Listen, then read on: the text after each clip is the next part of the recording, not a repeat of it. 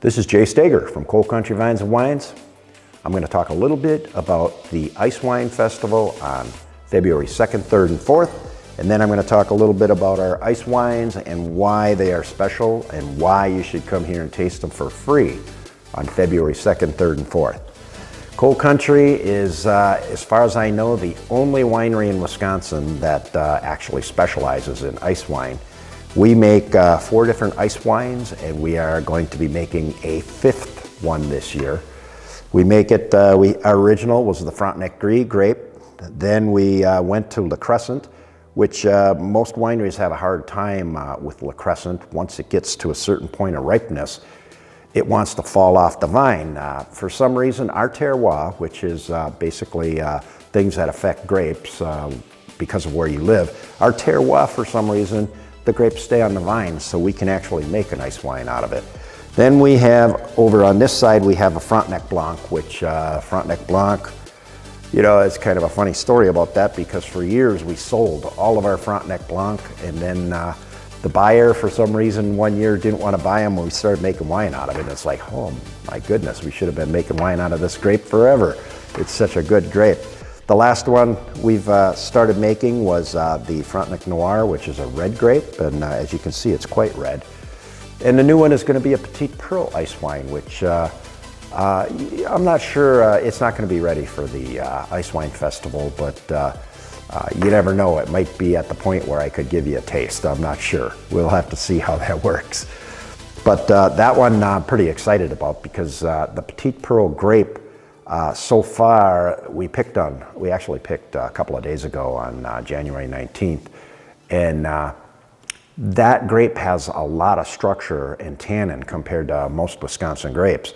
So the ice wine, just the juice, when I tasted it, has some extremely promising flavors in it, and it seems like it might have a little structure too. So once it's fermented, we'll have to see how that goes, but I can't wait. It could be really, really good. It could be unique. So that's going to be a while yet before that gets bottled, but you never know. It might be at a point by the 2nd of February that we could actually take a sip and see what it tastes like. So no promises, but you never know. It's possible. So. The way you make ice wine, this is a really interesting thing. It started in Germany about 250 years ago. It started getting more prominent in Germany right around 1900, and it started getting to the point where people were selling it commercially in the mid-60s, I believe it was. And then that was Germany. And then the Canadians discovered it, and of course they have much more predictable weather than Germany as far as cold. And so the Canadians kind of took over the ice wine market. Well, turns out Wisconsin's pretty predictable for cold too, except for this year, which the first chance we got to pick the ice wine was January 19th, which was 3 weeks later than any other year. It was crazy. I was worried we weren't going to get anything, but I just went out there and tasted it today. Today is we were at a conference for a couple of days, and today is 4 days later, and they're all tasting spectacular. I truly think this is going to be the best we've ever had. So it's a pretty exciting time of the year. So yes, I told you about a little bit about the history, and what you do, you leave these stay on the vine until we go by the Canadian convention, which means it's got to be below 17 degrees. For us, our picking temperature, it was 12 degrees, which is pretty nice. Lower than 12, you get down toward 4, 5, or 6 degrees, and the grapes get so hard, it's very hard to get any juice out of them. But at 12 degrees is almost perfect. So you wait till it gets 12 degrees, and you pick them all just like you normally do. You get the press going, and you press the juice out of them before they ever thaw out, and then you have it's like a syrup. And when we do ice wine, I tell you, everything is sticky. It's basically like having pancake syrup over everything, and then it's an extremely difficult process to filter ice wine because it's so full of suspended solids and colloids and all all this stuff that plugs up filters instantly. And so we had to stop using our crossflow because our crossflow costs a lot of money, and it kept plugging it up. And so we use paper filters now in a plate and frame. But anyway, yeah, there's a lot of difficulties with ice wine, and that's why it's relatively expensive. It's roughly $50 for a bottle like this, and it makes for great gifts. And whenever you have a great special occasion, these are very, very appropriate drinks for those occasions.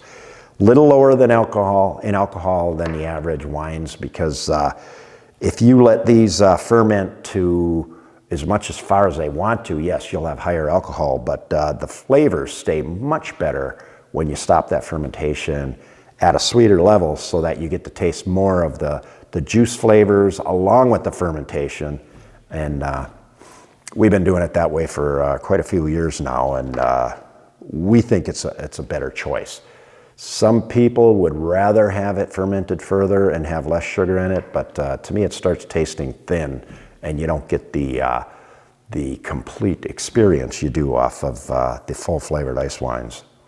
So once you get it filtered, there's a lot of rules. The Canadians wrote the book on the rules for this. Once you get it filtered, there's very little you can do with ice wine. You can't put any additives in it other than your normal sulfite.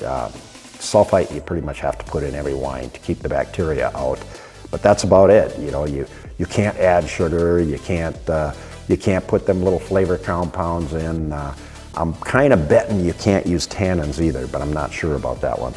But yes, the ice wines, you have to leave them hang on the vine.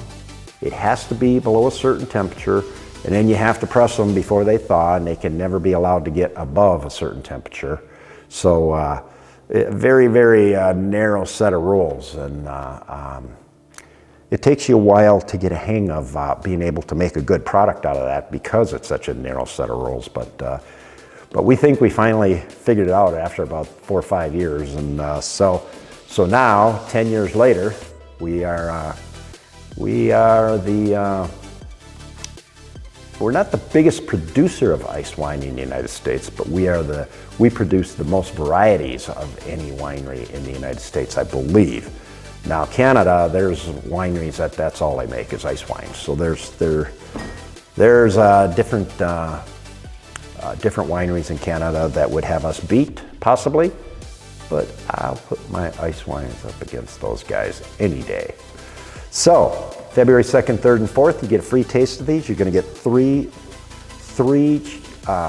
actual ice wines in a little glass, just like this right here. You're going to get a 1 ounce pour, which actually looks like a lot of ice wine. But the ice wine we produce, I think you're going to love. So come on out here, February 2nd, 3rd, and 4th, and I will see you there. Jay Stager, Coal Country Vines and Wines.